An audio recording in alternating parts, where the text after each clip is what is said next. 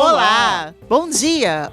O Repórter Visual entra no ar com muita informação em Libras. O primeiro programa jornalístico da TV brasileira feito em Libras. Julho é um mês dedicado ao combate às hepatites virais. A hepatite C é a que tem o maior número de casos. Só no ano passado foram quase 12 notificações para cada 100 mil habitantes. Agora a Fiocruz vai produzir medicamentos contra a doença. Sofosbuvir. Esse medicamento, de nome difícil de falar, é o principal remédio para curar a hepatite C e vai passar a ser produzido no Brasil. O laboratório Farmanguinhos da Fundação Oswaldo Cruz, a Fiocruz, obteve o registro no dia 2 de julho e a estimativa é que daqui até 5 anos a instituição esteja capacitada para atender a toda a demanda nacional. O Sofosbuvir representa um avanço no tratamento da doença. Em 12 semanas, evita o transplante de fígado, cirrose e câncer hepático. A terapia é oferecida gratuitamente pelo SUS, o Sistema Único de Saúde, e com a produção nacional, a economia será grande. Quanto ao preço específico, o valor registrado é de R$ 70, mas periodicamente o Ministério nos chama no sentido de ver se temos condições de reduzir. Então, pode ser que venha mais novidades ainda em termos de economia para o governo. Hoje, de 1.400.000 a 1.700.000 pessoas vivem com o vírus da hepatite C no país. Muitas desconhecem a doença e como foram infectadas, ou que o SUS oferece um tratamento gratuito que possibilita a chance de cura em 90% dos casos.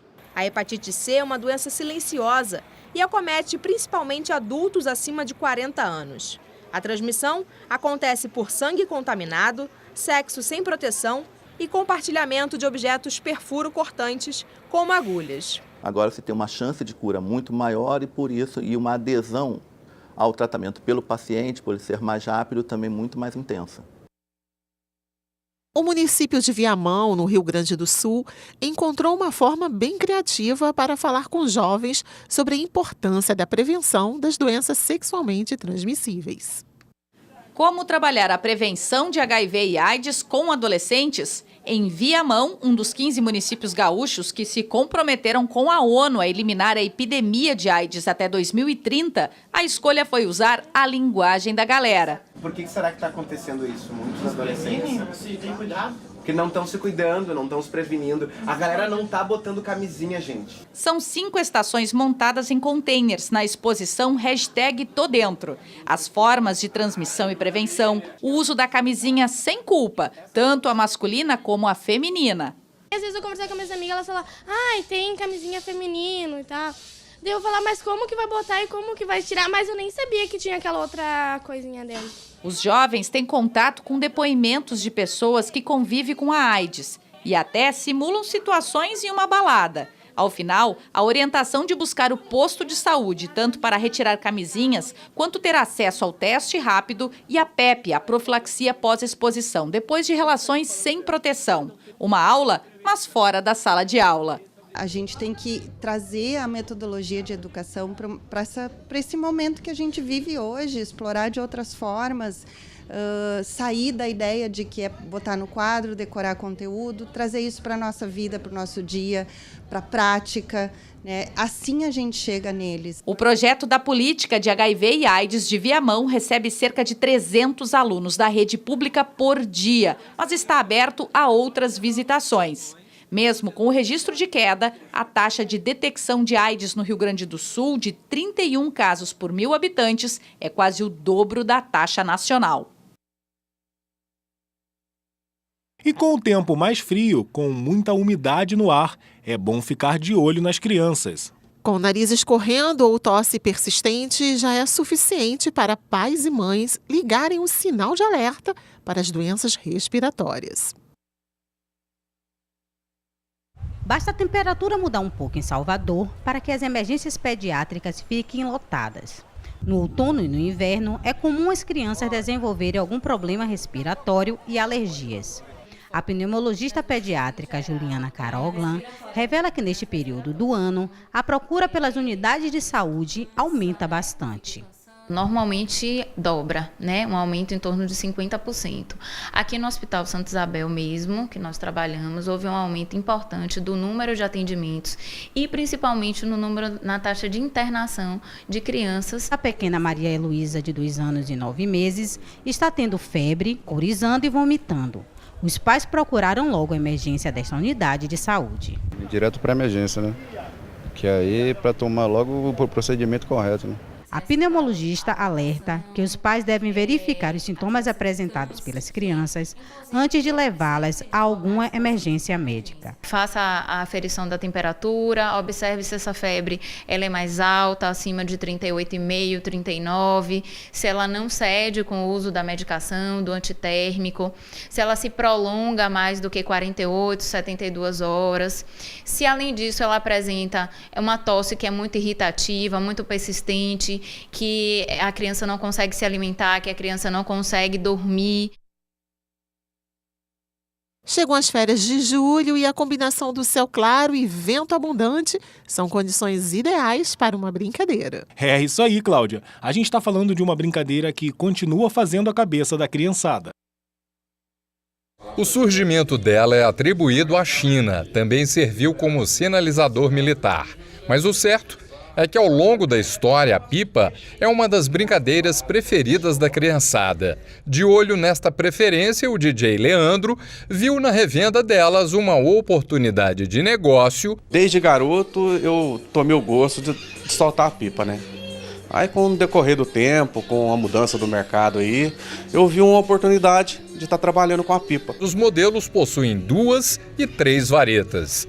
Com preço entre R$ 1 e R$ 5, o sucesso de vendas é garantido, principalmente nos dias em que o vento é mais generoso. Tem semanas que vende aí de 100, 150 até 200 pipas. Isso aí varia da temporada, né? Leandro vende as pipas acompanhadas só de linhas permitidas por lei. Orienta a meninada a sempre se divertir com segurança. E a gente sempre indica estar soltando nos lugares apropriados, nos lugares onde não tem fio, né? Repor as energias nas férias é fundamental. Jonatas, mas aproveitar o tempo para viajar e se divertir não pode significar que o estudo vai ser deixado totalmente de lado. Para quem está em período de preparação ao vestibular, mesmo nas férias, é importante manter o foco. Será que existe receita? A gente tenta utilizar essa carreira, essa escolha profissional, esse curso que essa pessoa quer fazer, exatamente como um significador para esse aprendizado, para esse estudo. A gente tenta utilizar como um sentido para isso. Então, a gente torna aquilo objetivo. Olha, você está estudando para chegar lá onde você quer. Então, o estudo ele passa a ser algo mais atrativo a partir desse momento, que você deixa de estudar simplesmente por estudar e passa a estudar para cumprir um objetivo pessoal. Seja em férias ou na rotina cotidiana, o importante é manter a motivação em alta. O que eu sempre falo para as pessoas é o seguinte: infelizmente a gente não estuda só o que a gente gosta. É impossível. Porque tem algumas matérias que você tem mais afinidade, outras matérias que você tem menos afinidade. Mas você manter o estudo, você intercalar o estudo. Então, você estuda uma matéria que você tem mais afinidade, depois você estuda uma que você tem menos, depois você volta a estudar uma matéria que você tem mais afinidade. É uma maneira de alimentar essa motivação, porque você intercala as coisas. Então, eu faço algo que eu gosto menos, faço algo que eu gosto mais. Então, acaba sendo vamos dizer assim, recarregar as baterias para você estudar outra matéria. Michel é psicólogo e trabalha com orientação estudantil. Comenta que a dúvida não é nenhum bicho-papão e também não significa problema sério. O adolescente, ele está numa fase que ela é uma fase repleta de dúvidas e ela faz parte desse amadurecimento. Se o adolescente ele não tem dúvidas, ele não amadurece. Ele tem que se questionar. O trabalho do adolescente é ser um questionador social. A Universidade Federal Fluminense vem desenvolvendo jogos e softwares que são cada vez mais aplicados ao nosso dia a dia. Inclusive no de pessoas com algum tipo de deficiência ou problema de acessibilidade. O LabMedia, um laboratório de tecnologia da Universidade Federal Fluminense, insere objetos reais na plataforma virtual. A ideia é que o jogador viva uma experiência mais convincente. Parece uma bicicleta num suporte sobre um pedaço de pano, mas quando o computador é ligado, o ciclista vive uma experiência de um passeio pela cidade, com o circuito e tudo. Uma bicicleta real no ambiente virtual. Com essa combinação, até os obstáculos ficam mais convincentes. O comando que eu executo aqui no guidão, o computador faz a leitura por meio desse capacete que fica aqui. Agora me dá licença que eu vou tentar completar o percurso sem cair ou bater. Não são só jogos. Esse equipamento, parecido com um bracelete, é capaz de captar os movimentos musculares pelos estímulos elétricos. Os programas de realidade aumentada têm várias aplicações. Nada muito caro, exatamente para que as criações sejam aplicáveis ao dia a dia das pessoas. Com essa tecnologia a gente quer tornar os simuladores uma coisa muito mais acessível e fácil de se fazer para contextos muito mais abertos. E também para ambientes inclusivos, né? Usar toda essa tecnologia para pessoas que tenham necessidades especiais, cadeirantes, pessoas que têm algum tipo de deficiência física, motora, né? E que precisam muitas vezes de simuladores, ambientes de entretenimento que seja adequado para o perfil deles. Um dos programas de mais sucesso foi lançado em 2012 e cria um ambiente virtual para crianças de 4 a 8 anos com síndrome de Down.